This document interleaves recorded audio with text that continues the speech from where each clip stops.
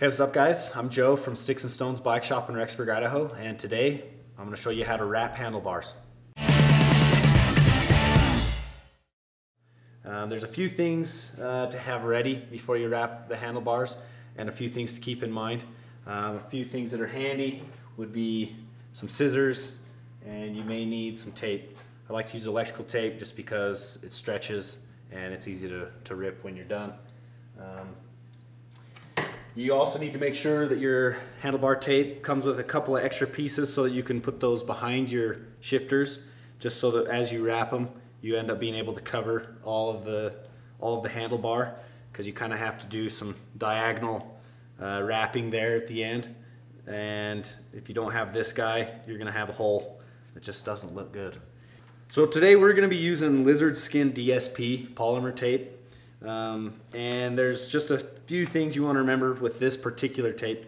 Usually with cork tape you can kind of pull it tight and get a nice tight stretch in there, and it actually is going to end up lasting longer. This Durasoft polymer stuff that they've got going on, you're actually not supposed to stretch it very tightly.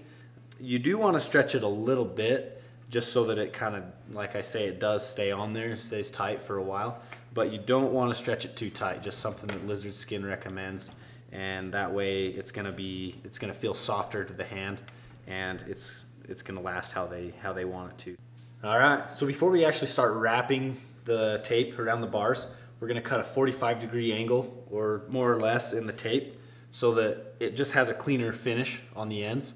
As you do that wrap, it'll just look straight on the end.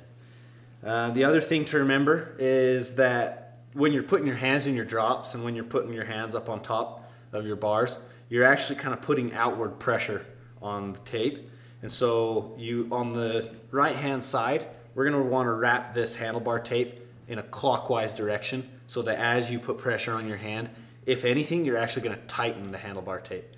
You don't want to have it going the other way, because eventually you're going to end up looking like you've got loose loops in your handlebar tape.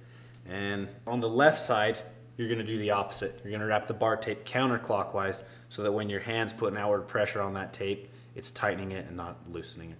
Thanks for watching, guys. I hope you enjoyed the video. If you have any questions, be sure and post your comments below and we'll try and get you figured out. Make sure and subscribe to Cycling Strong. And if you have any other questions for us here at Sticks and Stones, be sure and hit us up. We've got knowledgeable staff that are here ready to help at any time. And hopefully we see you out there on the road.